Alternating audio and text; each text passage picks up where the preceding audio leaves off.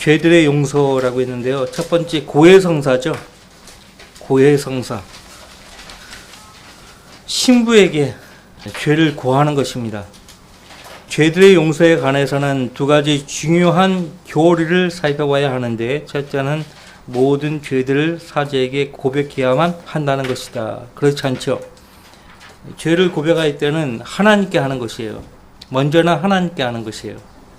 하나님과 교회와 화해하고자 하는 사람은 누구나 자신의 양심을 정직하게 살펴본 후 고백하지 않은 모든 중대한 죄들을 기억난 대로 사제에게 고백해야 한다. 제2차 바티칸 공회에서 결정한 교리 문답 사항을 말씀을 드렸는데, 하나님과 교회와 화해하고자 하는 사람이라는 그 대목을 보시면 하나님과 화해하면 되는 것이지 왜 교회와 화해합니까? 카톨릭이 말하는 교회는 카톨릭 교회입니다. 잘못됐죠? 사제에게 고백하는 것은 고해성사에서 필수적인 부분이다. 이것이 제1456항이에요. 정말 그러합니까? 사제에게 고백하는 것이 고해성사에게 필수적인 부분입니까? 이것은 고해성사라고 불린다. 왜냐하면 사제에게 죄들을 폭로하고 고백하는 것이 이 성사의 필수적인 요소이기 때문이다. 본문을 보시면 카톨릭은 사람에게 죄를 고백하라고 명령하지만 성경은 하나님의 가족으로 태어난 사람이 죄를 용서받으려면 하나님의 보좌로 직접 나아갈 수 있다고 말한다. 그렇죠? 시편 42편 5절에 다윗이 말합니다. 내가 내 죄를 주께 시인하고, 누구에게 시인한다는 거예요? 주님께 시인한다는 거죠. 내 죄악을 숨기지 아니하였나이다. 누구에게 숨기지 않았다는 얘기예요? 주님께요. 내가 말하기를 내가 내 죄가들을 주께 자백하리이다 하였더니 주께서 내 죄악을 용서하셨나이다 셀라. 그래서 주님께 죄를 자백했더니 주님께서 우리 죄악을 용서하셨다는 거예요. 죄를 자백하고 회개할 분도 주님이시고 그 죄를 받으시고 용서하실 분도 주님이시라는 것이죠.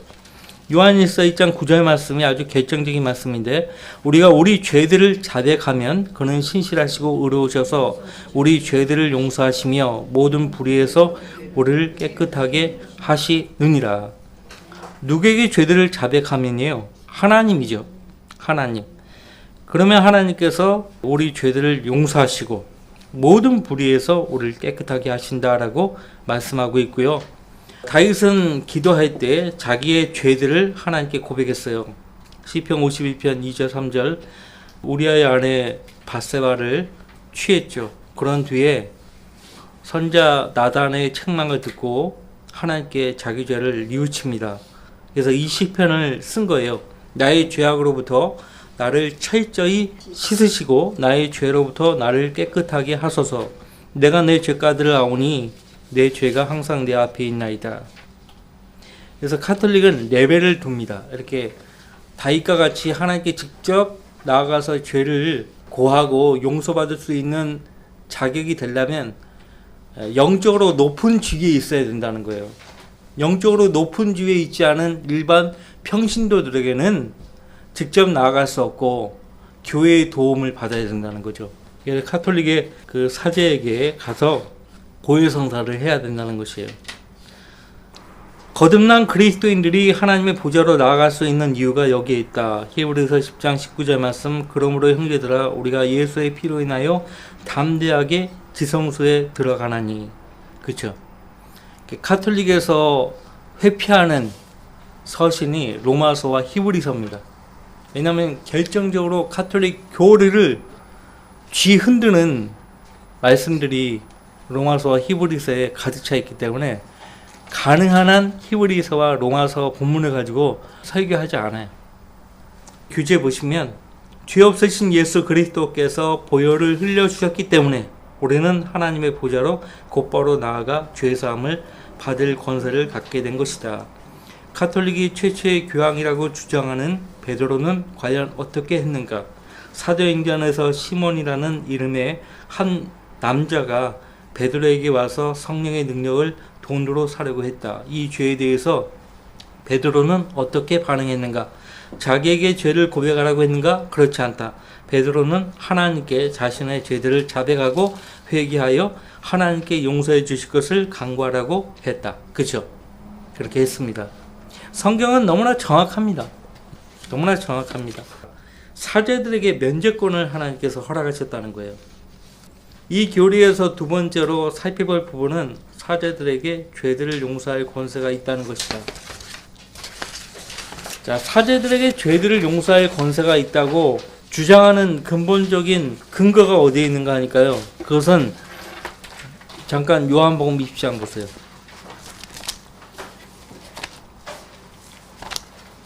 다 아시는 말씀이에요. 성령을 받으라 했어요.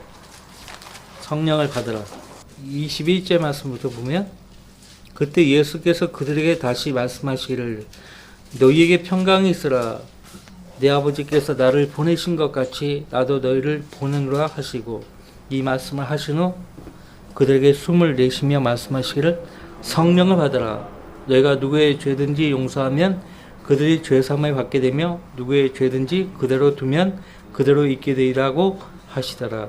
사도직의 권세가 자기들에게 계승되었기 때문에 자기들도 이 말씀에 따라 죄를 사할 권세를 받았다는 것이에요.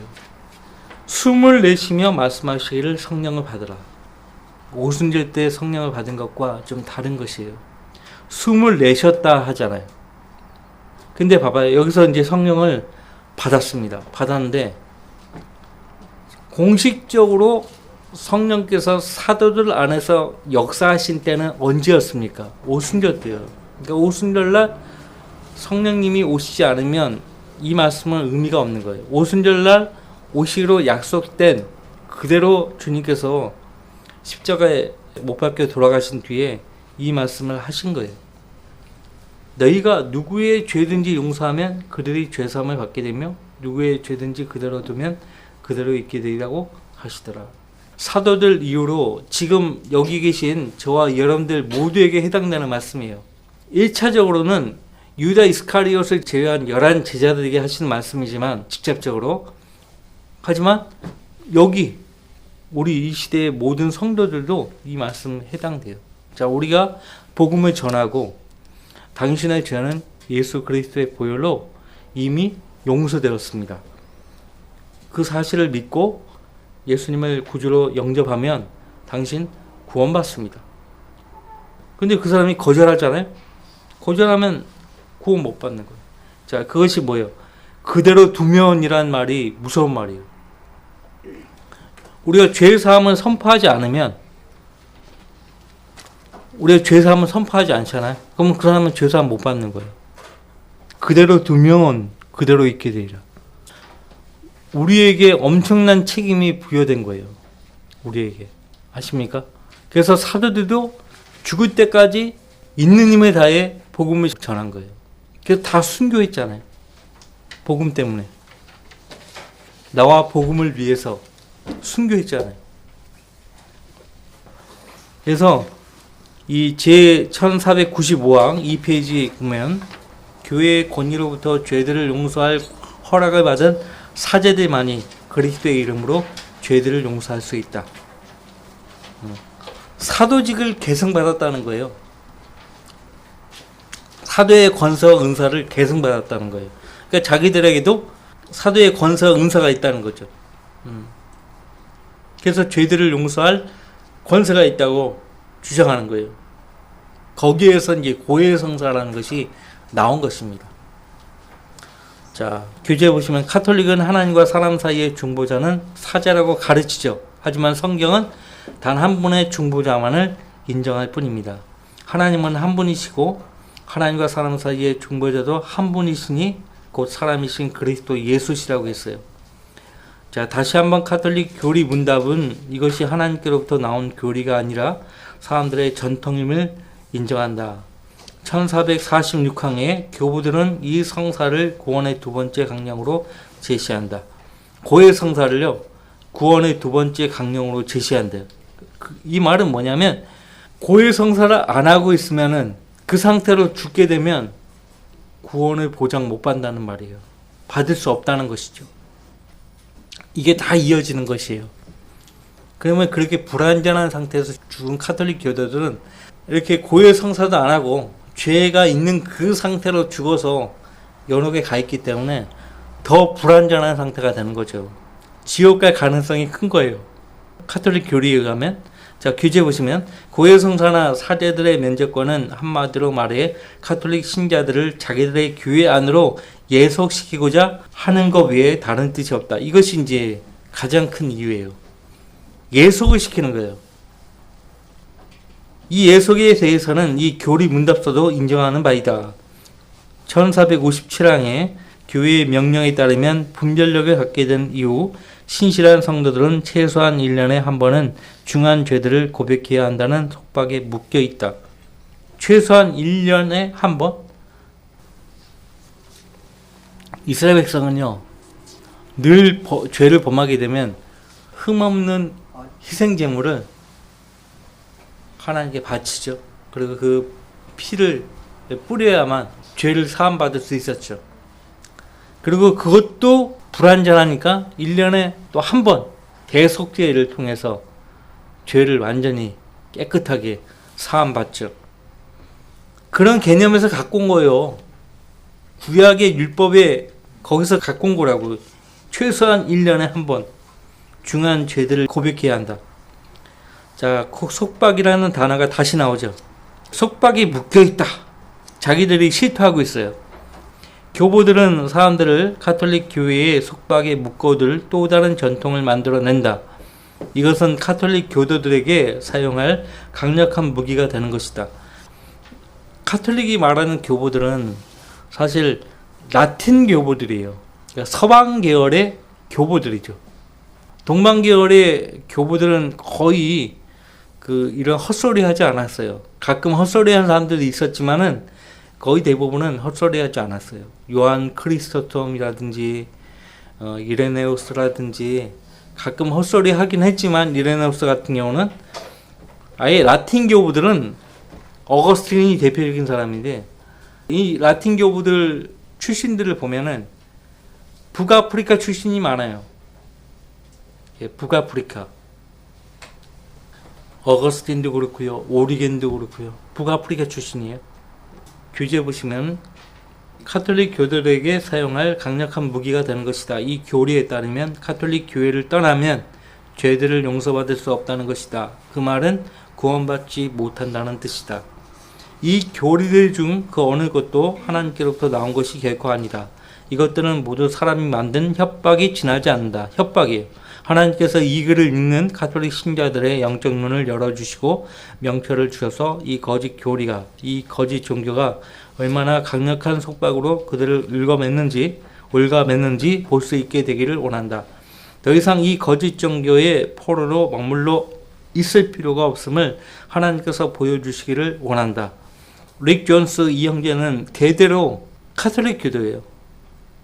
근데 릭 존스 형제가 그 집안에서 유일하게 구원받은 사람이에요. 제일 먼저. 자기가 어릴 때부터 듣고 보았던 그 카톨릭 교리가 성경과 다르다는 것을 발견하고 거기서 나온 거예요. 잭치 형제님과 동역했잖아요. 지금도 거기 책 퍼블리케이션에 있는지 모르겠어요. 키도 굉장히 커요. 아주 현명한 분이에요. 자, 교재 계속 읽어드릴게요. 여러분은 죄들을 용서받기 위해 누구에게 갈 것인가? 사람들이 만든 전통인 카톨릭 교리를 따라 죄인인 사제에게 가겠는가? 아니면 성경이 가르친 대로 전능하신 하나님께 직접 가겠는가? 시편 130편 1절로 4절. 오 주여, 내가 깊은 곳에서 주께 부르짖었나이다. 주여, 내 음성을 들으시고 내 간구하는 음성에 귀를 기울이소서. 주여, 주께서 죄악들을 지켜보신다면 오 주여, 누가 서리이까? 그러나 용서하심이 주께 있으니 주께서는 두려움을 받으시리이다.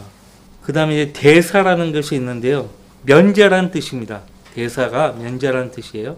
대사면, 그런 뜻이죠. 대사면. 카톨릭은 살아있거나 죽어서 연옥에 있는 신자들의 죄가 대사를 통해 용서될 수 있다고 가르친다. 그러니까 성경적 근거가 제시가 돼야 되는데 없잖아요. 그런 성경이 없어요. 제 1498학 신실한 자들은 대사를 통해 자신과 연옥에 있는 사람들의 죄로 인해 받게 되는 잠정적인 형벌을 면제받는다. 근거 구절이 없어요. 3페이지. 이 문답서는 대사를 다음과 같이 정의한다. 대사란 하나님 앞에서 잠정적인 형벌을 면제받는 것이다. 성도들은 교회가 정한 다양한 행위를 통하여 죄의 형벌을 면제받는다. 이 교회는 구속을 베푸는 권위를 가지고 예수 그리스도와 성도의 요구를 동시에 충족시킨다. 그렇지 않죠? 여기서 설명은 더 복잡해진다. 지명관계상 대사에 대해 완벽하게 설명할 수는 없고 가톨릭 교회가 정하는 선언과 그에 따른 형벌의 면제라고 말하는 것으로 일단 만족해야겠다. 대사에 관한 모든 규정은 물론 사람들의 전통이다. 하나님 말씀에서는 단 한 번도 발견되지 않는다. 그러나 성경은 모든 죄의 결과가 동일하다고 말한다. 이는 죄의 삭선 사망이요. 그죠? 욕심이 잉태하면 죄를 낳고 죄가 장성하면 사망을 낳느니라. 아무리 하찮은 죄라 해도 죄의 결과는 항상 사망이다. 카톨릭은 대사를 통해서 죄의 삭을 지불하려고 한다. 그러나 예수 그리스도께서 이미 모든 죄값을 지불하셨다. 죄를 지은 내가 안 죽으면 대신해서 누군가가 죽어야 돼요. 누군가가 희생해야 돼요. 항상 그래왔어요.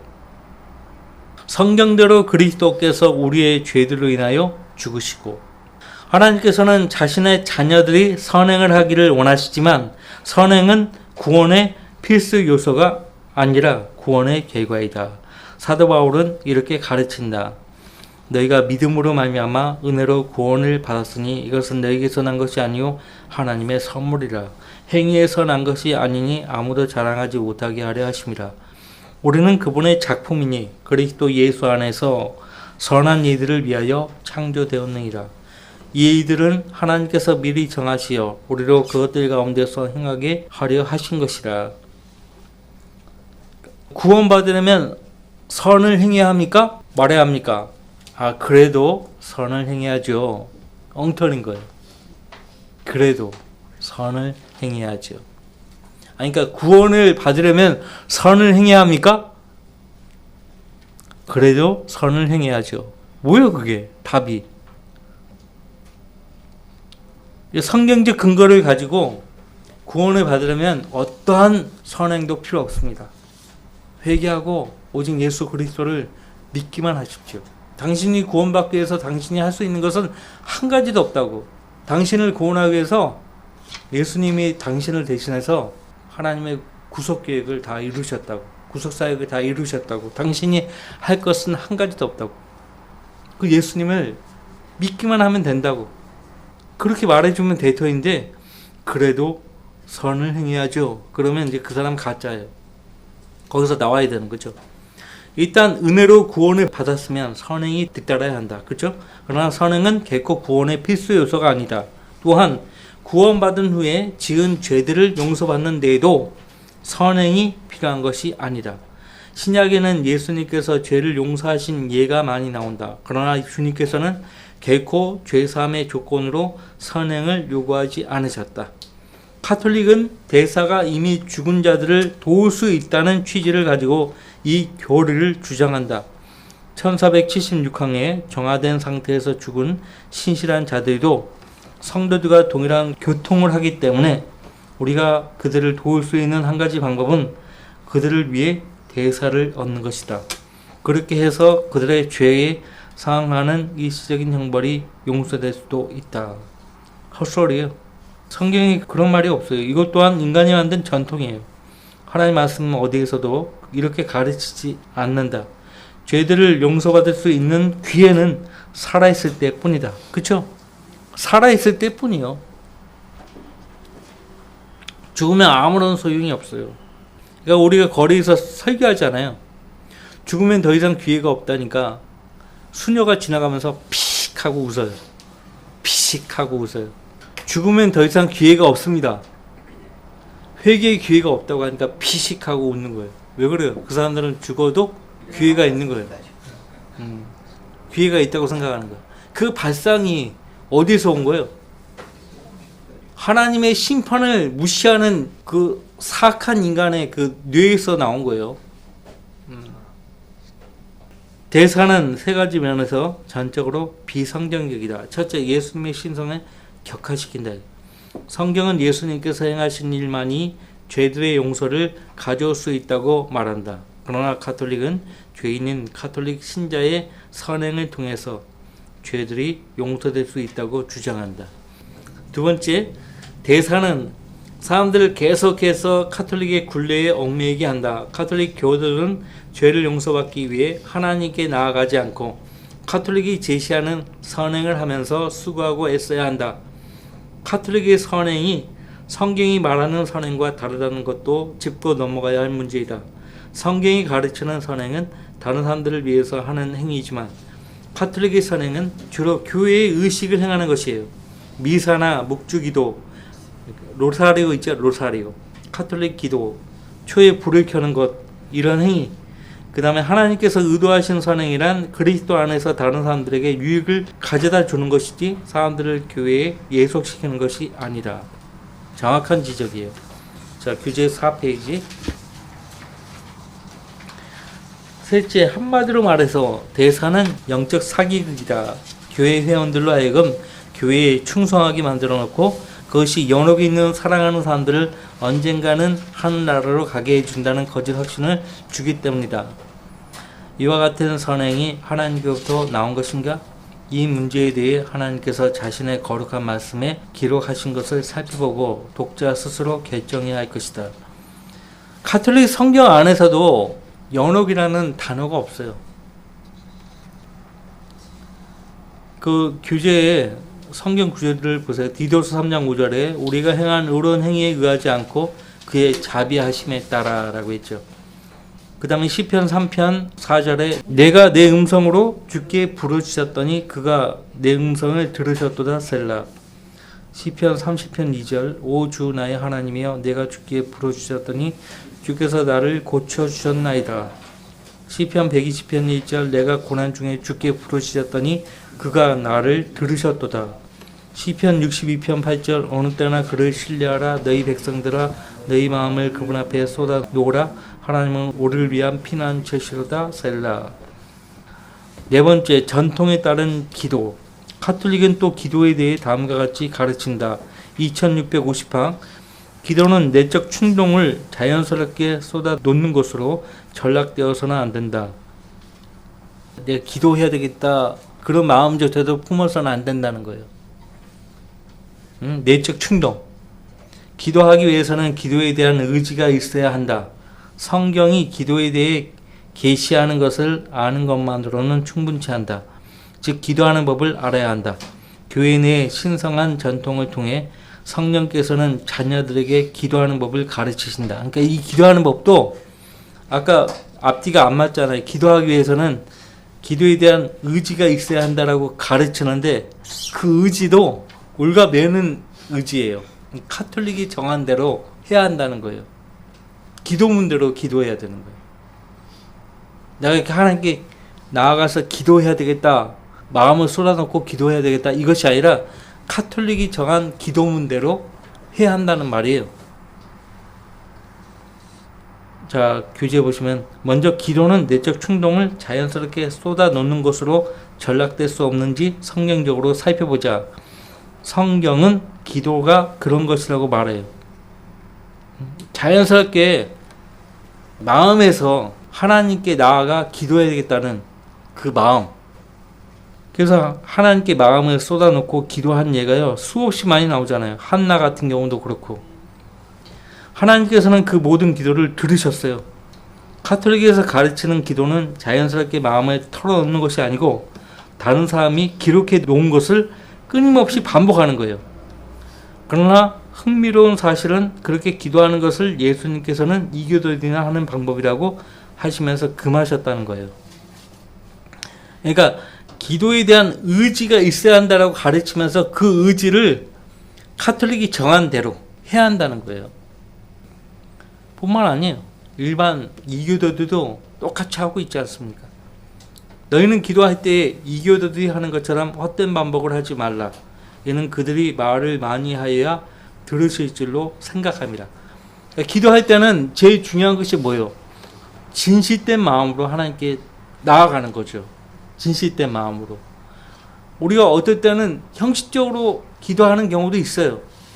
형식적으로 하는 경우가 있는데 하나님 받으시는 기도는 진실된 마음으로 하는 기도를 받으신다고. 진심으로. 근데 가톨릭은 그 교인들로 하여금 진실된 마음으로 하는 것을 가로막고 있어요. 가톨릭은 성경이 기도에 대해 계시하는 것을 아는 것만으로는 충분치 않으며 교회의 신성한 전통이 가르치는 대로 기도해야 된다고 가르친다. 즉 성경이 기도하는 법에 대해 가르치는 것으로는 부족하다는 것이다. 그래서 가톨릭 교회가 필요하다는 것이다. 그러나 로마 가톨릭이 생기기 오래전부터 사람들은 기도했고 기도의 응답을 받았다. 사도 베드로가 감옥에 붙잡혔습니다. 그때 교회가 어떻게 했습니까? 그를 위해서 쉬지 않고 하나님께 기도했다고 했잖아요. 기도문대로 한 거 아니에요. 기도문대로 한 거 아니에요. 그렇게 한 예가 없어요. 성경 어디에도. 그러니까 성경을 진지하게 한 번쯤 읽어봤으면은 가톨릭 교리가 성경적이지 않다는 것을 아는 것은 금방 어린아이도 다 쉽게 파악하는 거예요. 근데 강력한 미혹의 영으로 그들이 미혹당하고 있기 때문에 그걸 모르는 거예요. 그게 무서운 것입니다. 모든 종교 배후에는 마귀가 있어요. 마귀가 속이는 거예요. 무섭지 않습니까? 그거를 인식을 못하도록 속이는 거예요. 근데 언제 인식하게 되는가? 진실된 마음으로 성경을 펼쳐서 읽기 시작하면 그때 내가 속아왔구나 이걸 아는 거예요. 자, 성경의 인물들은 가톨릭의 도움 없이 그들의 마음을 하나님께 자연스럽게 쏟아놓았다. 하나님께서는 그의 자녀들에게 이렇게 말씀하신다. 고난의 날에 나를 부르라. 내가 너를 구해낼 것이요 너는 나를 영화롭게 하리라. 아무것도 염려하지 말고 다만 모든 일에 기도와 간구로 너희의 구하는 것들을 감사함으로 하나님께 알려지게 하라. 그리하면 모든 지각을 초월하시는 하나님 평강이 그리스도 예수 안에서 너희의 마음과 생각을 지키시라. 하나님께서는 자연스럽게 마음을 쏟아놓는 것을 받아주실 뿐만 아니라 그것을 권장하신다는 거예요. 성경의 기도와 가톨릭 기도는 분명히 차이가 있어요. 성경은 가톨릭 기도 방법을 저주하고 가톨릭은 성경적 기도를 정죄해요. 어느 쪽을 택할 것인가? 시편 22편 5절 말씀에 그들이 주께 부르짖었더니 구원을 받았고 그들이 주를 신뢰하였더니 수치를 당하지 않았나이다. 자, 다음 주에 이어서 하도록 하겠습니다. 이 교재 계속 이어서 할 테니까 가져오셔야 돼요. 다음 주에도. 자, 기도 제목을 보시고요.